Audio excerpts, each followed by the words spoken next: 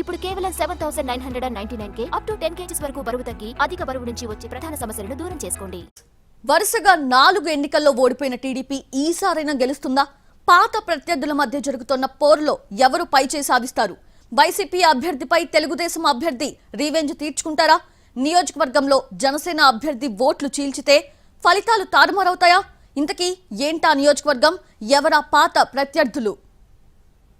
జగ్గంపేటలో పాత ప్రత్యర్థుల మధ్య ఫైట్. తోటపై జ్యోతుల పైచేయి సాధిస్తారా? ఇండిపెండెంట్ అభ్యర్థి ఓట్లు చీల్చేస్తారా? పాత సెంటిమెంట్ రిపీట్ అవుతుందా? ఆంధ్రప్రదేశ్లో అసెంబ్లీ ఎన్నికలు ముగిసినా అభ్యర్థులకు టెన్షన్ మాత్రం తప్పడం లేదు. గతంలో ఎన్నడూ లేని విధంగా పోలింగ్కు ఫలితాలకు చాలా గ్యాప్ రావడంతో ఊపిరి బిగబట్టేసుకుని కాలం వెళ్లదీస్తున్నారు. తమ అనుచరులు పార్టీ కార్యకర్తలతో గెలుపు లెక్కలు వేసుకుంటున్నారు. ఉమ్మడి తూర్పుగోదావరి జిల్లా జగ్గంపేట నియోజకవర్గంలో రాజకీయ లెక్కలు జోరుగా సాగుతున్నాయి. ఇక్కడ నుంచి తెలుగుదేశం పార్టీ తరపున సీనియర్ నేత జ్యోతుల నెహ్రూ పోటీ చేస్తుంటే వైసీపీ తరపున మాజీ మంత్రి తోట నరసింహం బరిలోకి దిగారు. ఇద్దరూ పాత ప్రత్యర్థులే. అయితే 2 ఎన్నికల గ్యాప్ తర్వాత తిరిగి ఒకరిపై ఒకరు పోటీ చేస్తున్నారు. దాంతో 2 వర్గాల్లోనూ ఆసక్తికర చర్చ జరుగుతోంది. సుదీర్ఘకాలం తర్వాత పాత శత్రువులు పోటీ పట్టడంతో జగ్గంపేట నియోజకవర్గంపై అందరి దృష్టి పడింది. జ్యోతుల నెహ్రూ జగ్గంపేట నుంచి టీడీపీ తరపున 2 సార్లు, వైసీపీ తరపున 1 సారి ఎమ్మెల్యేగా గెలిచారు. తోట నరసింహం కాంగ్రెస్ తరపున 2 సార్లు విజయం సాధించారు. అయితే తోట నరసింహం గెలిచిన 2 సార్లు కూడా జ్యోతుల నెహ్రూ మీదే కావడం అసలు చర్చకు కారణమైంది. ఆ 2 సార్లు చాలా స్వల్ప ఓట్ల తేడాతో నరసింహం ఎమ్మెల్యేగా గెలిచి వైఎస్ కేబినెట్లో మంత్రిగా పనిచేశారు.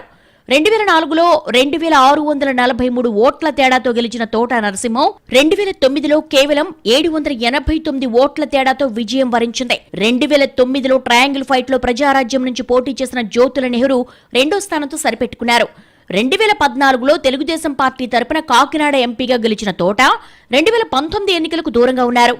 అంటే దాదాపు 2 ఎన్నికల విరామం తర్వాత పాత ప్రత్యర్థులు సై అంటే సై అంటున్నారు. ముచ్చటగా 3వసారి ఇద్దరు నేతలు బరిలో నిలవడంతో తోట నరసింహందే విజయమంటున్నారు ఆయన అనుచరులు. మరోవైపు జ్యోతుల నెహ్రూ వర్గం మాత్రం ఈసారి లెక్క తేడాగా ఉంటుందని, ఫలితం కూడా అదే విధంగా ఉంటుందని క్లారిటీ ఇస్తున్నారు. జగ్గంపేట నియోజకవర్గంలో మొత్తం 2,29,863 ఓట్లున్నాయి. ఇందులో ఈ ఎన్నికల్లో 83.65% పోలింగ్ నమోదైంది.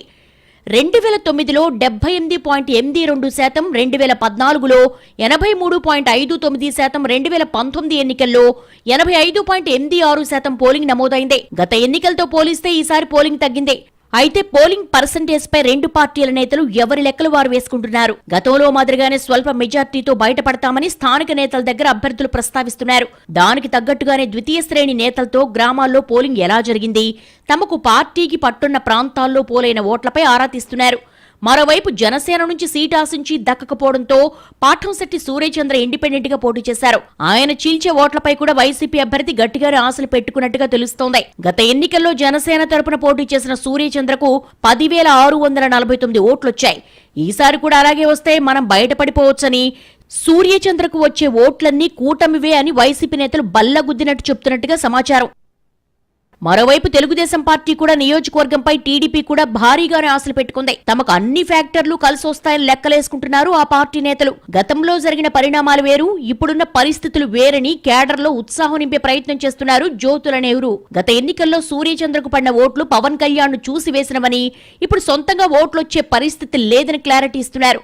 మరోవైపు సిట్టింగ్ ఎమ్మెల్యే జ్యోతుల చంటిబాబు వర్గం తోట నరసింహంకు సపోర్ట్ చేయలేదని, దాని ప్రభావం ఉంటుందని టీడీపీ భావిస్తోంది. ఒకవేళ సూర్యచంద్ర వల్ల టీడీపీకి మైనస్ జరిగితే ఎమ్మెల్యే చంటిబాబుతో వైసీపీ కష్టాలు తప్పవని కొత్త ఈక్వేషన్స్ ను తెరమీదకి తీసుకొస్తున్నారు. చంటిబాబు చేతులెత్తేయడం వల్లే తోట నరసింహంను పార్టీ బరిలోకి దించిందని వైసీపీ నేతలు చెప్పుకుంటున్నారు. ఎవరి స్థాయిలో వాళ్లు గెలుపుపై కాన్ఫిడెన్స్ గా కనిపిస్తున్నారు. అయితే ఎక్కడో తేడా కొడుతోందంటూ అనుమానం వ్యక్తం చేస్తున్నారు ఇరువురు నేతలు. మొత్తానికి జగ్గంపేటలో ఎన్నికల ఫలితాలు జంక్షన్ జామ్ అయ్యేలా చర్చలు జరుగుతున్నాయి. 2 పార్టీలు గెలుపుపై ధీమాగానే ఉన్నప్పటికీ ఏదో తేడా కొడుతోందంటూ ఎవరి లెక్కలు వారు వేసుకున్నారు. తమ ప్లస్లు కౌంట్ చేసుకుంటూనే అవతలి వారికి మైనస్ అయ్యే వాటిపై ఫోకస్ పెట్టారు. మరి ఎవరి లెక్కలు ఎక్కాలు వర్కౌట్ అవుతాయో చూడాలి.